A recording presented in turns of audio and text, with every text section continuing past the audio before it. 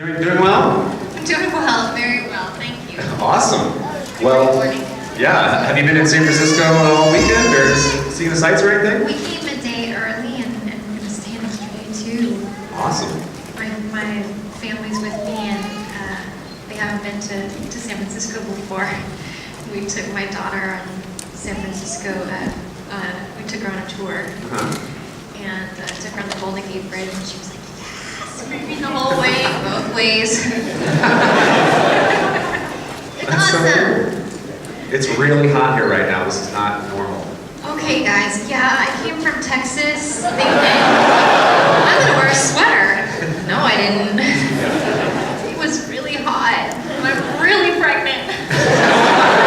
Well, congratulations, by the way. Thank you.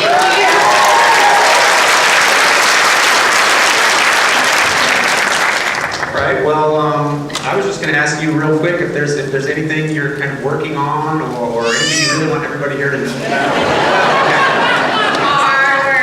That's true. Fair enough. That's it for right now. Okay. That's it for right now. Yeah. Awesome. Well, I guess if you're up for it, might as well open up the question. We've got tons of people, I'm sure, have all sorts of things they'd like to ask.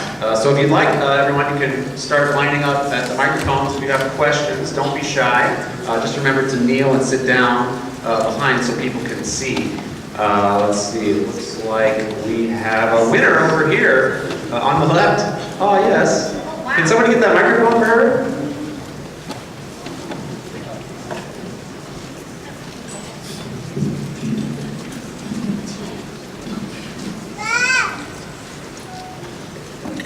What dances do you do? Well, mostly I do the happy dance. Sometimes I do the angry dance or the I've got to go to the bathroom dance. That's my favorite these days. But, well, you know, I started when I was 5 doing ballet and tap. And then I got really serious about ballet, and I only did ballet, and I would actually skip my other classes until they caught me because I was on scholarship, so I was supposed to take them all. And I had no rhythm though, so I was really embarrassed to take the jazz or hip hop because it was very embarrassing. I didn't have a rhythm. But then when I first moved to California, I became a ballroom dancer, and I did all different kinds of partner dancing, and that's what I was doing when I first got cast in Angel. So I do it all long. All right, great. Thank you for your question. Do we have somebody over on this side? Yeah. In the past, I've heard Joss Whedon scrutinized for how he writes female characters. I'm wondering if you think they're really deep characters or if you think they're just kind of stereotypical parts for women. That's such a difficult perspective for me because when looking back on Joss's body of work, I find it hard to really make that, if anyone would have that perspective. So, I mean, for me, when I first moved to LA, and I had this dream, I had this drive, I had this just sense that I was supposed to be an actress, so I started auditioning. The roles really weren't working for me because I was very different, still am. I had been sort of in my own world dancing. I never went to school, so I was homeschooled, which has made a permanent impression on how I relate to people, and most of the roles out there I was not connecting with.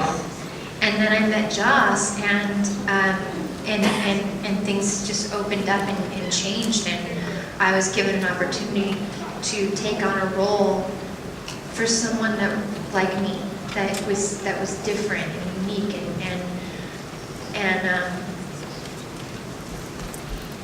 I think he writes empowered characters, female characters, but that doesn't mean that they're not flawed or that they don't have weaknesses.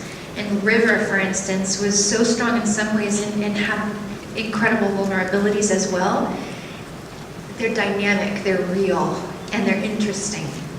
And I think he's written amazing roles for all of the women who have worked for him. That's my opinion. Thank you. Thanks.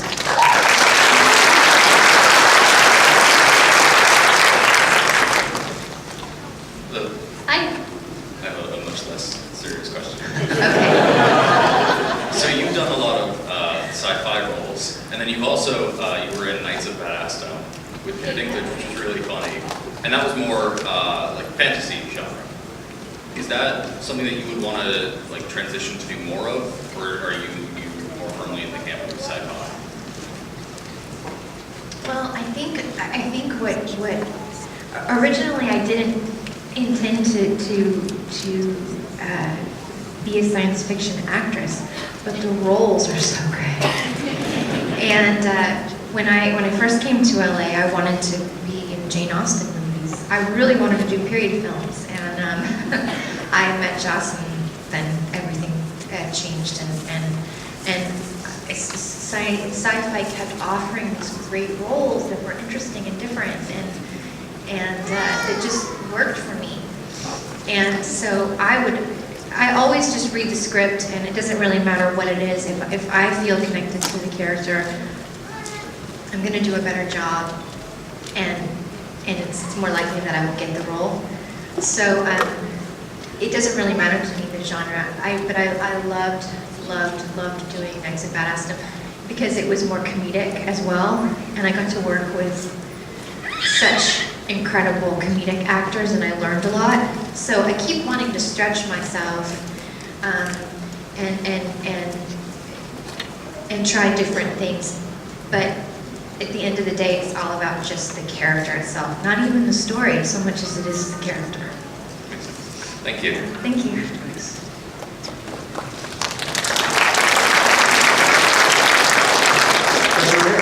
Hi, Summer. Thank you so much for coming to San Francisco today.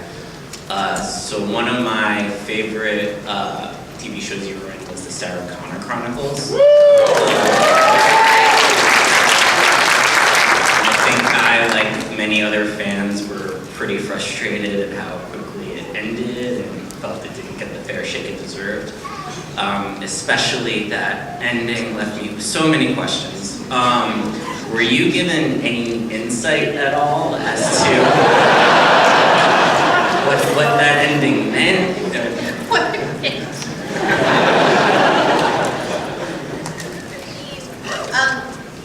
Yes. Well, we were going to go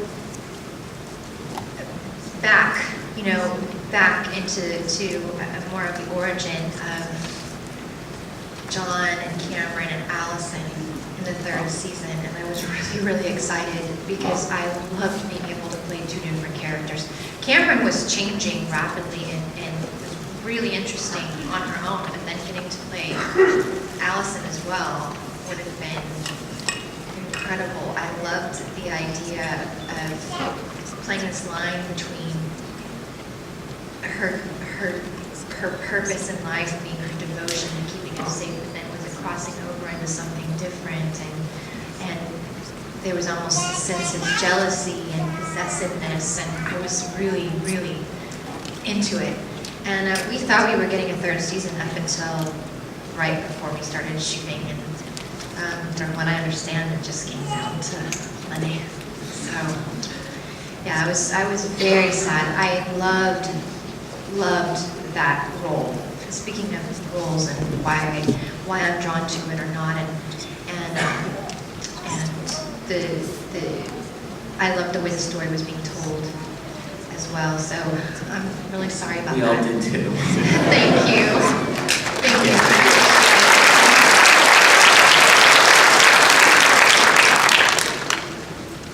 Hi, I have two questions.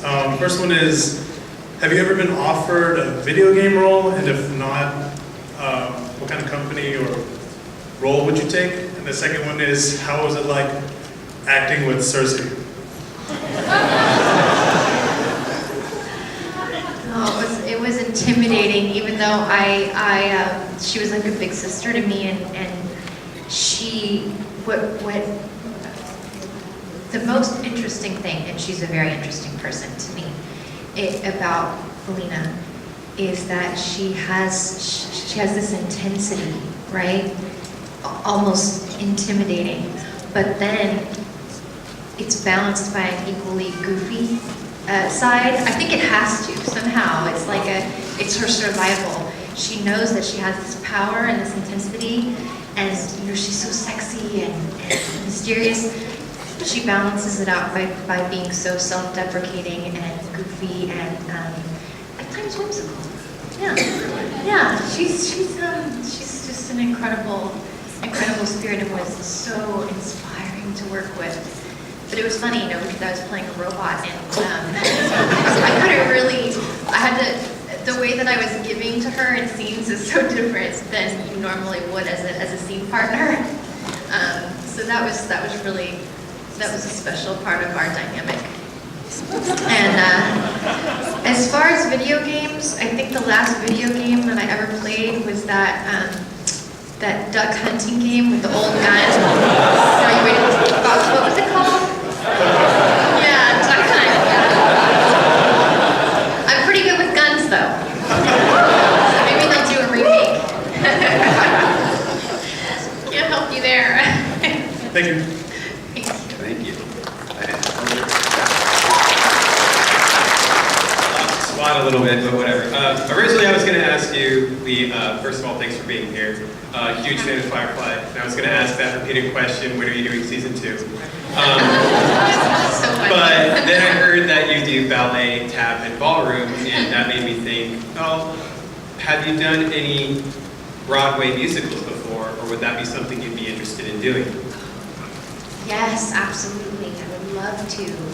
I would love to. I'm equally drawn to them and afraid of them, though, because it's really. Are you a dancer? I've been doing ballroom dance for about 10 years, and I've been doing musical theater for about 3 or 4, and so it was just something that crossed my mind. Yeah, I would love to. I am surprised that I haven't. I mean, I was a very serious ballerina. My whole childhood, my training was pretty seriously ballet. And then I didn't know when I came to LA exactly how things would shake out. I kept thinking that I would probably end up doing more theater, but that's not how it has worked out so far. But it's definitely something that I think would scare me and thrill me. Yeah, thank you. Thanks. Thank you. Hi, Summer. I wanted to ask, how was it like playing yourself on Big Bang Theory? And also, who would you pick between Sheldon, Leonard, Raj, or Howard? I choose Penny.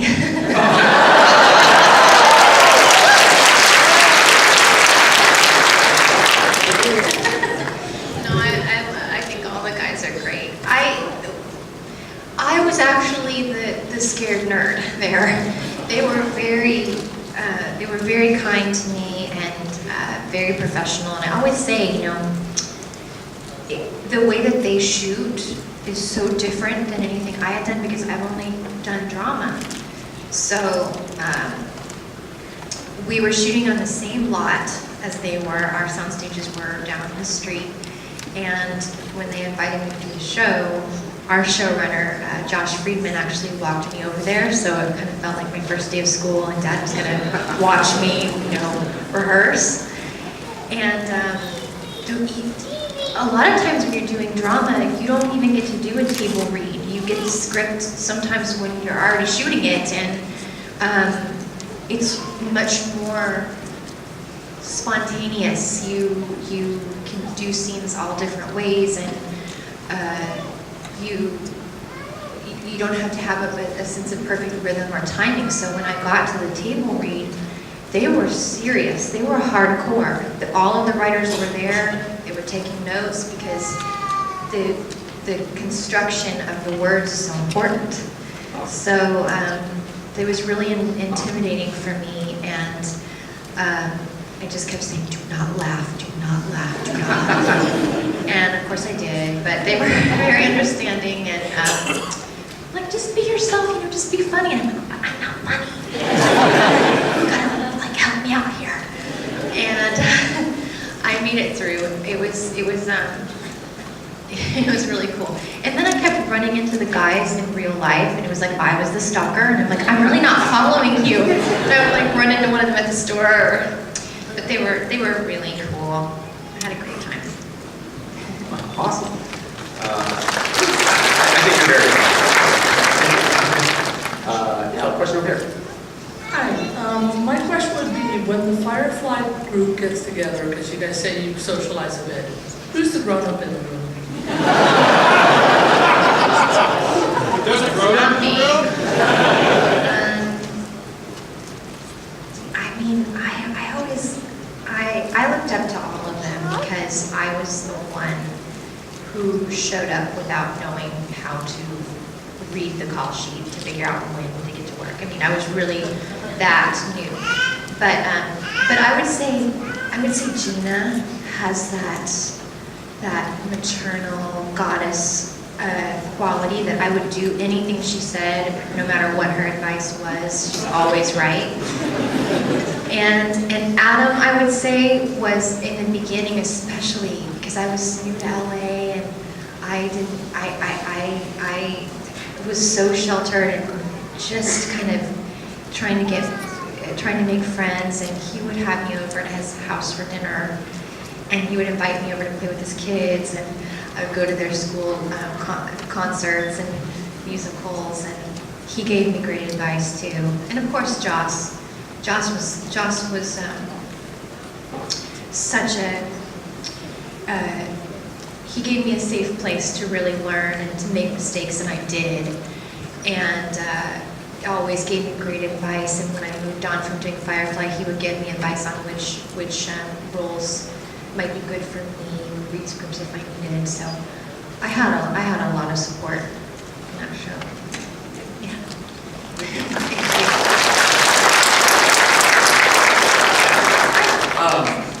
So Firefly is pretty insane, even though it's been gone for a while. And I've always wondered if any of you guys have felt almost a Star Trek type connection, where maybe in like 10, 15 years, there'd be like a next generation Firefly. You know, like not the same cat, like not a reboot, but you know, just, you ever think that might happen? Just the amount of brown coats that there are trying to get it. I think anything is possible with this show because miracles have already happened. So I think it has that kind of stardust on it, and I would not be surprised at anything that this show could do or produce, or what lives or reincarnations it could have. And it belongs to all of you too, because you helped keep it alive and make it into the film that we were able to make. So thank you.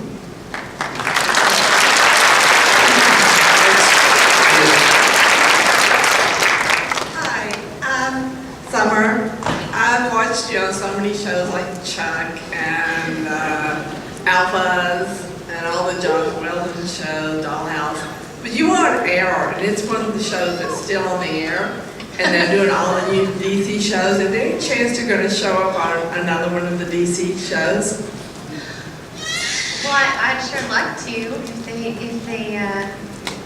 if they have me. I am so amazed by that universe and what they've created and what they're building, and I certainly had a really good time playing a villain. That was a blessing. I really appreciate it. I had a lot of fun. Yeah, you were great as a villain. You Thank do you. a good villain. Thank you. You're welcome. And another question before I go. Since you've done ballroom dancing, have they ever asked you to be on Dancing with the Stars? Oh no, they've never asked me, but I think that would be a little bit. It would be really fun for me. I would love it, but I don't know if that would be right since that's what I've done. I would kind of be like having, I think they should invite me to like do a basketball show or something. But that would be fair. Okay. Thank you.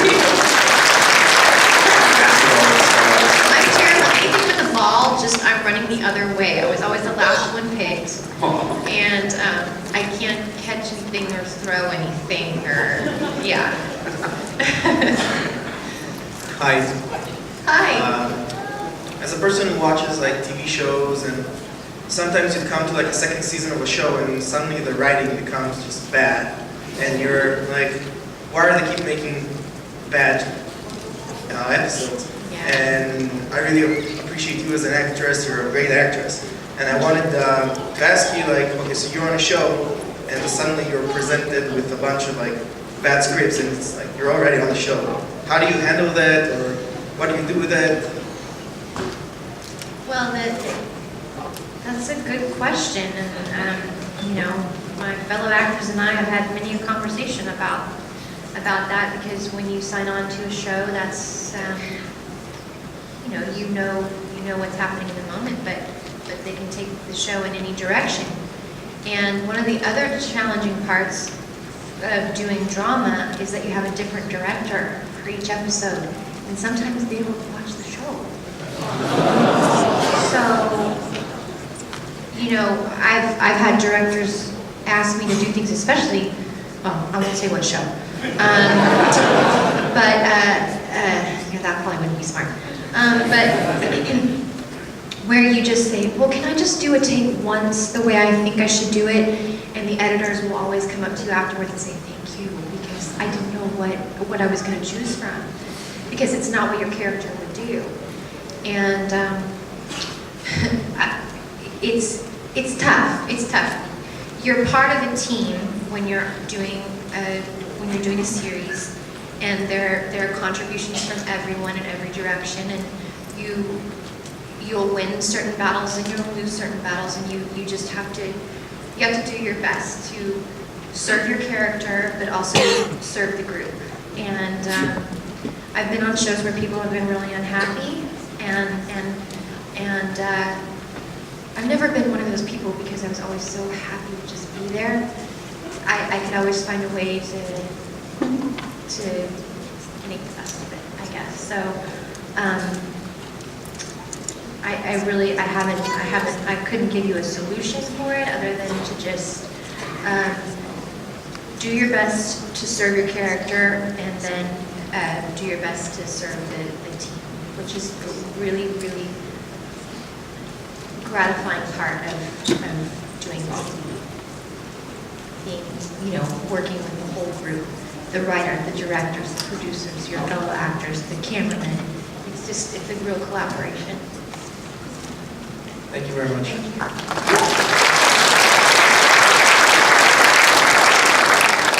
Hello, Summer. Hi. Thank you for coming again. Sorry our weather isn't behaving.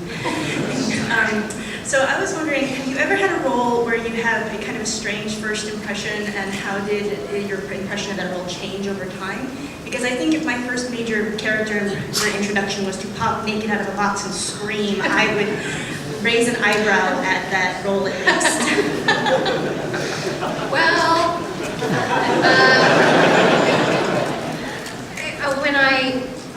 when I auditioned for Firefly, there was no script.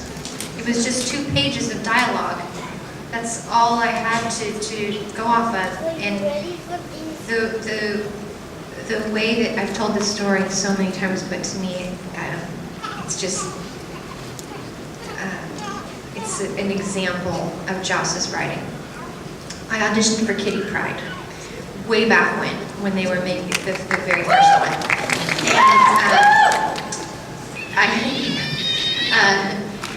And it was one of those auditions where they don't let you see the script before you get to the audition. You have to go and you have to sign a waiver. You have to say, you won't say anything about the character or what the side said or anything. So I signed the waiver. I got my pages. I went outside, tried to figure out how I was going to do the scenes, because I'm one of those people that I have to memorize everything before I go in, because if I have to look down at the page, I'll lose my focus. So I read these pages, and I felt like it was an arrow to the heart. I felt I am in this scene. I know it. I went in. I had one of the most wonderful audition experiences ever, even though it was not how I normally work. I got swept up in the scene.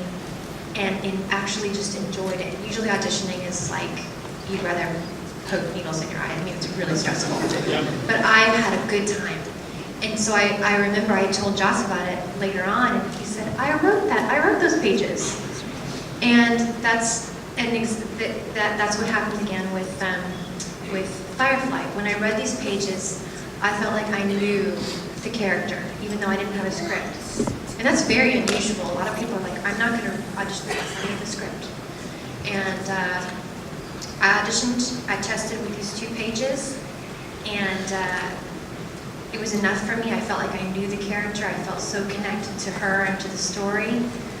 And then the script came, and there was a lot of build-up. It was a big pilot, very big, and it took a long time to shoot it.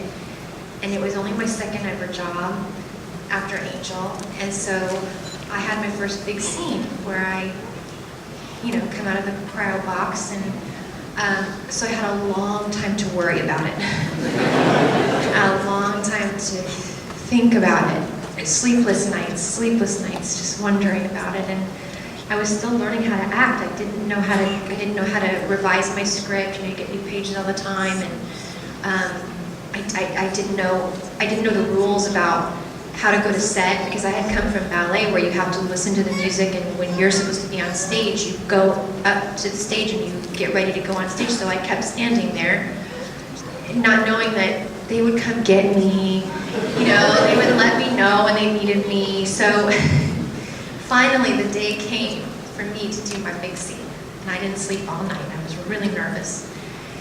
And it was first thing in the morning, and they had already, rigged me up and taped me up, and I went for rehearsal. And rehearsal for acting is different than dancing. Everybody's still kind of like wearing their sweatpants and holding their coffees and kind of looking at the script, but I was ready to go. And I did it full out. The screaming, the rolling around the ground, and after Joss said, okay, cut, everybody was like, and just kind of turned around and walked back to get a bagel. I was like shaking, and Joss came up to me, and this is what I mean, he was always so supportive. He comes up and he's like, wow, that was really full out. I was like, okay, I'll just go back to my trailer and I'm ready. So that is my memory of it, and it was the perfect role for me at that time in my life, right? Because River was this vulnerable jumble of emotions, and so it really worked for me. But if I played River in the middle of my career, or 10 years later, I think it would have been a completely different experience. So I'm grateful for it. Thank you. Thank you.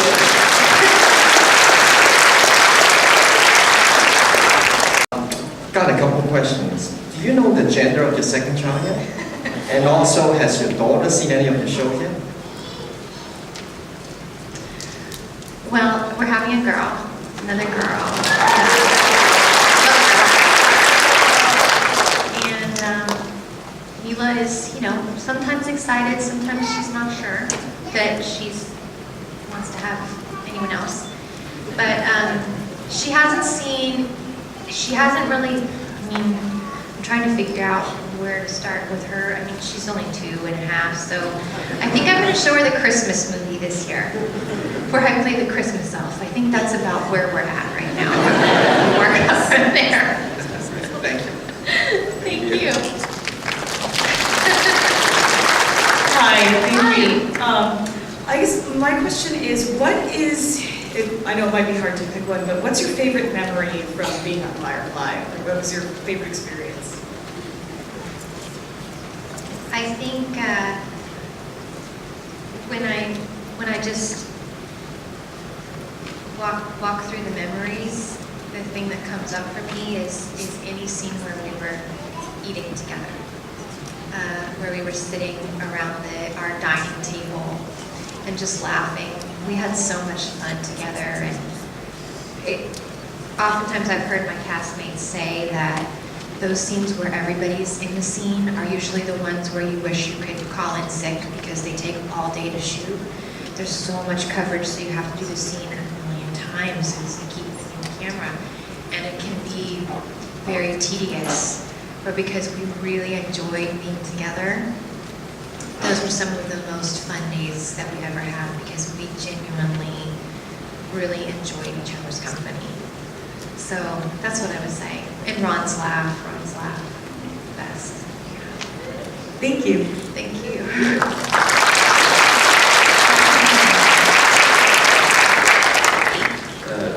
I have two questions, but first, with your history of dance and so forth, do you know how much of that influenced the character River, who they reference as a dancer through the entire series?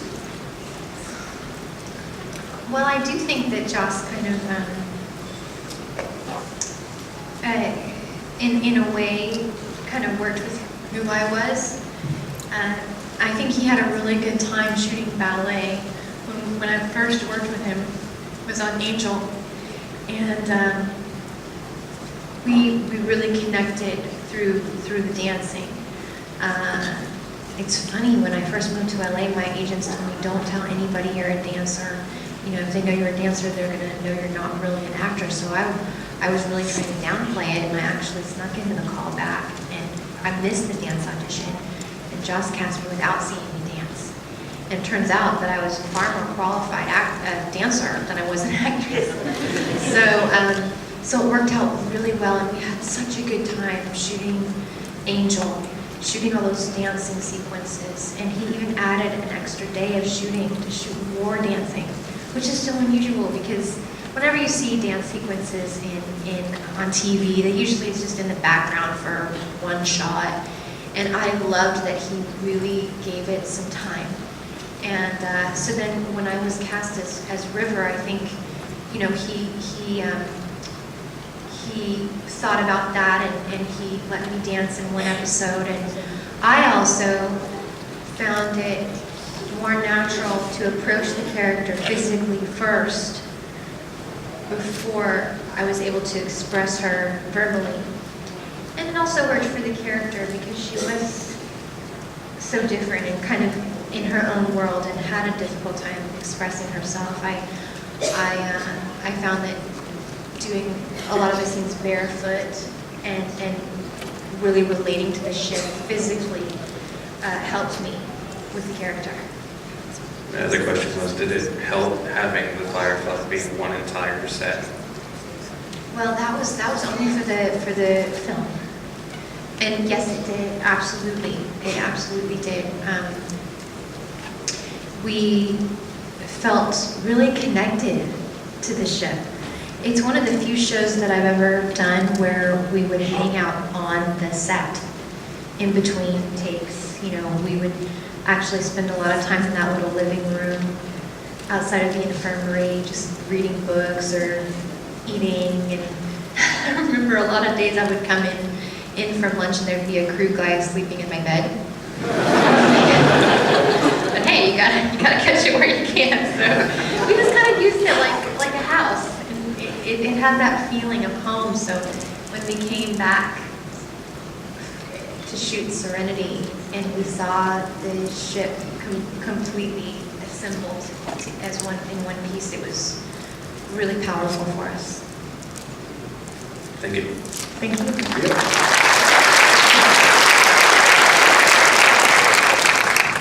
Hello, sir. Thank you for coming in. So I guess with the wave of all of the Marvel and the DC movies that are coming out, if you could have like a dream hero to play in one of those movies, which character would you choose? And the second question is if there was any like particularly difficult scenes or scenes that you had to prepare a lot for in like in Firefly or Serenity. Well, I'm afraid I'm going to disappoint you about the DC and Marvel part. I don't know don't know the difference.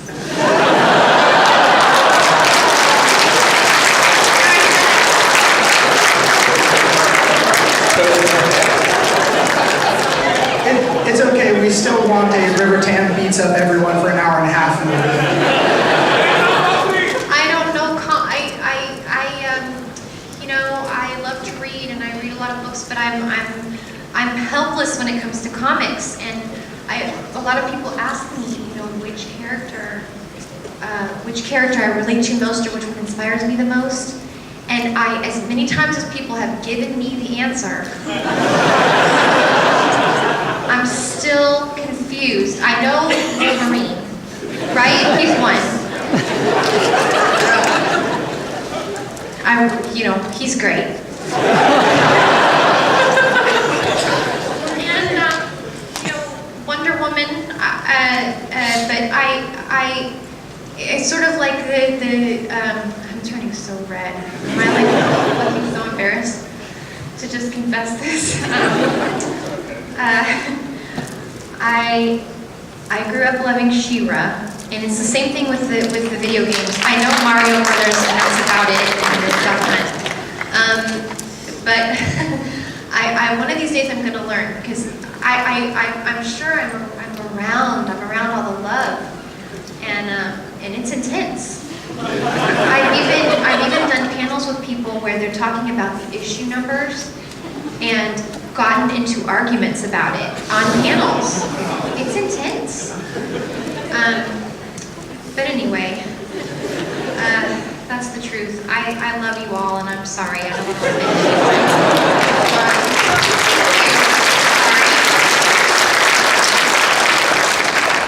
Your second question was? if there was any scenes that were particularly difficult to prepare for in Firefly or Serenity. Well, the fight scenes, I worked for 6 months total to learn.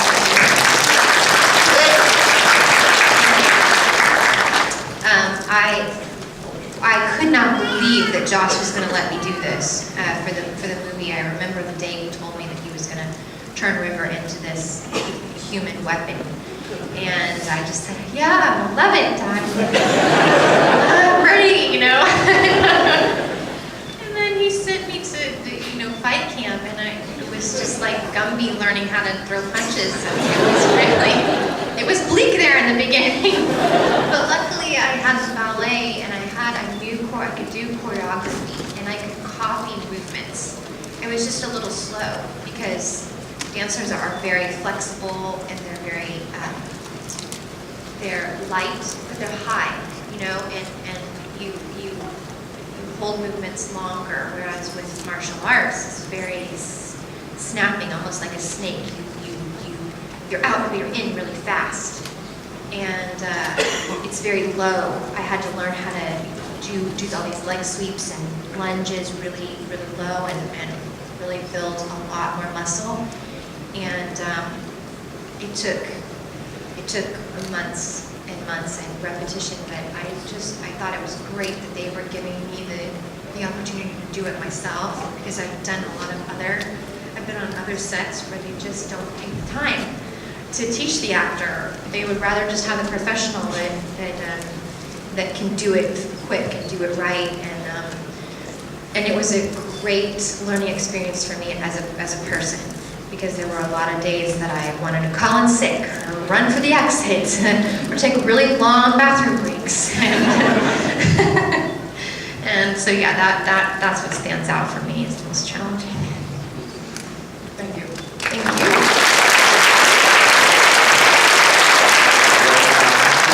We have time for one or two more questions. So. Hi, my name is Henry Fox, and I'm an independent filmmaker currently living in San Francisco. Any advice you could give me and other people who make films? Those moments where you're like, ooh, I'm glad that happened, but I don't ever want to have that happen again. You know, oh gosh, as a director, I think, I guess I would say, from my own experience, just to give actors a safe place, because being an actor is really vulnerable, And in order to hit those high notes or have those magical moments, I think you do have to feel like you have the space to do it. And sometimes the unexpected things that happen are the miracle moments. So maybe just being open to possibilities or something different, or just allowing people the space to try things. And then just for anybody in the industry, from any side of it, I would say just try to hold on to what is unique about you, what your truth is, and what you want to share. Whenever actors ask me if I have any advice, I usually say just try to hold on to who you are, because eventually you're going to be able to share that, and that's what's going to be worth watching. Even though you're playing a character or you're telling a specific story, as an artist, each of us is unique in bringing something of our own, from our own experience, and so it's important not to always be comparing yourself to somebody else or somebody else's work, because you can't do their work. You have to just give what you have. Thank you. That's the last.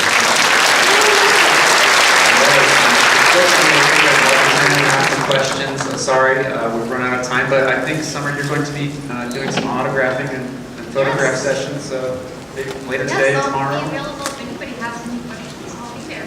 All right, well, great. Give it up one more time for Summer.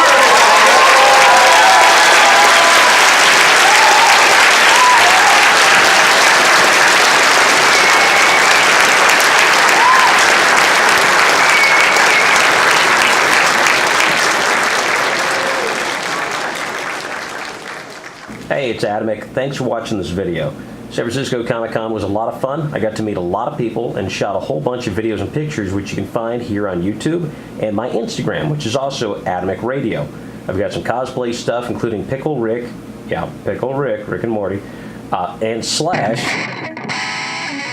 plus Q&A panels for Doctor Who's Peter Capaldi, Emily Osment from Hannah Montana and Young and Hungry, Sean McGuire from Once Upon a Time, and Summer Glau from Firefly and the Sarah Chronicles. So lots of stuff for you to check out. Please make sure to like, comment, and share my videos. And if you haven't done so already, please subscribe. It's the little ball in the bottom left corner. All those things bring up the hits, which makes it possible for me to make more videos for you. Thanks. I'll talk to you later.